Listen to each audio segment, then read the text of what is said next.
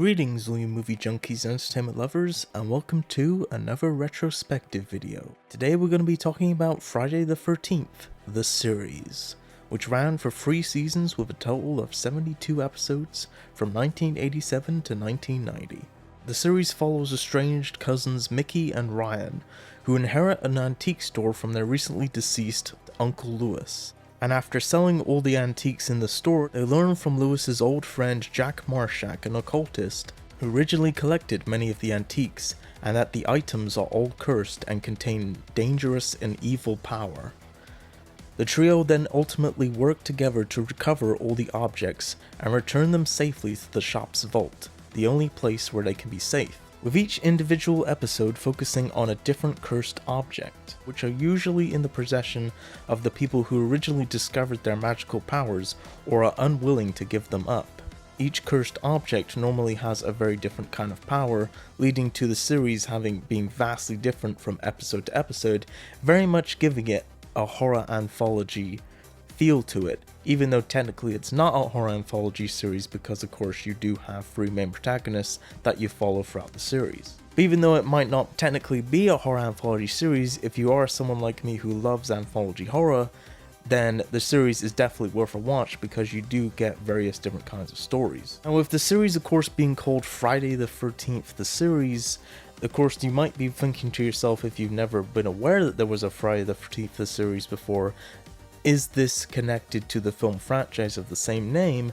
And the answer to that is both yes and no.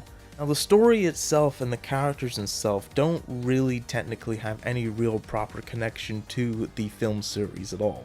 But it does have a number of references, and there's a lot of sort of Easter eggs. You'll see posters of certain movies in the background or props. There's a lot of the same actors appearing in the show.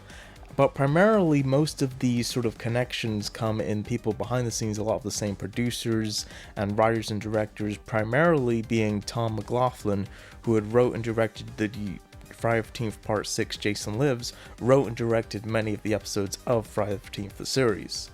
But there's no Jason, there's no Crystal Lake or anything, so why is this still called Friday the 13th the series, you might ask? Well, to be honest, there's actually no reason. The only reason it really is because of just that connection, because the fact that they had the rights to the name, because it had been successful in films, they decided to try to expand it to television. You're getting a lot of, horror fans to kind of look at it, especially, when you have the name of what, of course, is a very popular, and was it particularly at this time, right at probably when the film franchise was at its most popular. So by calling it Friday the 13th series, obviously got a lot of eyes and ears on the series, and I think got a lot of people to check it out. They used that name to their advantage. But the biggest problem was the fact that, again, this had nothing to do with the movies. So a lot of people saw that it had nothing to do with the movies and were kind of, didn't give it a chance or kind of just dismissed it. So in a way, it's very, very similar, I would say, to what happened with the Halloween franchise previously with Halloween 3 Season of the Witch. In that case being that they tried to turn the Halloween franchise into an anthology film series with different stories all taking place on Halloween. So Friday the 13th the series almost kind of falls into the same trap in a way where, it's called Friday the 13th, but wait a minute, there's no Jason, where's Jason? Much like Halloween 3 Season of the Witch, over the years a lot of people have kind of seen it on its own merits and given it a chance and realized that, this is actually a really solid series. The fact that they called it Friday the 13th the series was probably the biggest mistake, but also at the same time, it's what I think has gotten a lot of people to check it out. Because, of course, me being a fan of the Friday the 13th films, I was kind of curious about this series at first. But going in, I kind of knew that it didn't really have anything to do with Jason, or it was kind of a horror anthology type thing.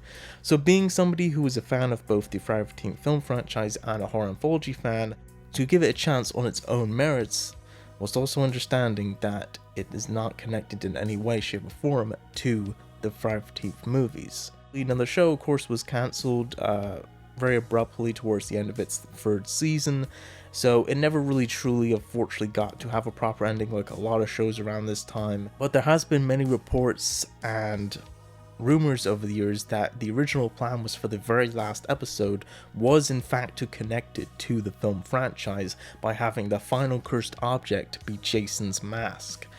which honestly would have been pretty awesome in my opinion. It would have been a pretty cool way to tie it all together. But there has been a lot of, question over years of whether or not that was actually really the case, because there's a lot of people who are involved with the series that have dismissed that said they weren't aware of that at all, whilst there's other people that said that they know for a fact for people who they've talked to that it was true. So whether or not that was actually something that was going to happen or would have happened had the series continued, unfortunately we probably will never know. Sadly, of course, the series still does not have a proper ending. If it doesn't exactly leave us on a big massive cliffhanger at the same time.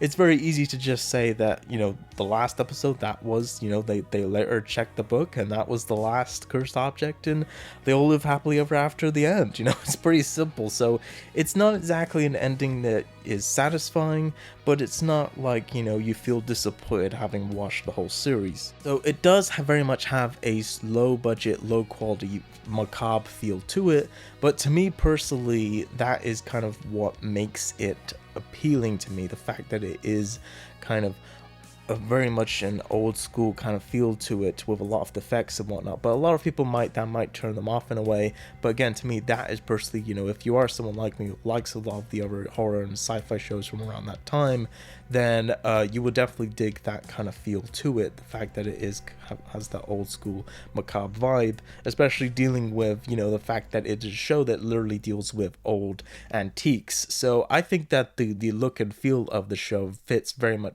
perfectly. Something that, even though it works for me, might not work for other people and kind of hold them back from being able to enjoy the series if you're just getting into it today. Surprisingly, even though it was made for television at that time, it was, what you could do and not do on television at that time was kind of limited, but this was one of the shows that really kind of pushed the boundaries of what you could and couldn't show on a TV show, especially for a horror-based TV show.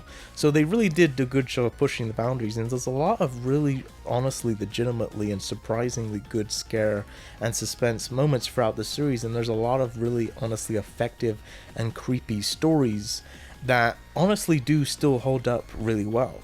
Whilst there's also a lot of moments and cheesy episodes that do not hold up as well.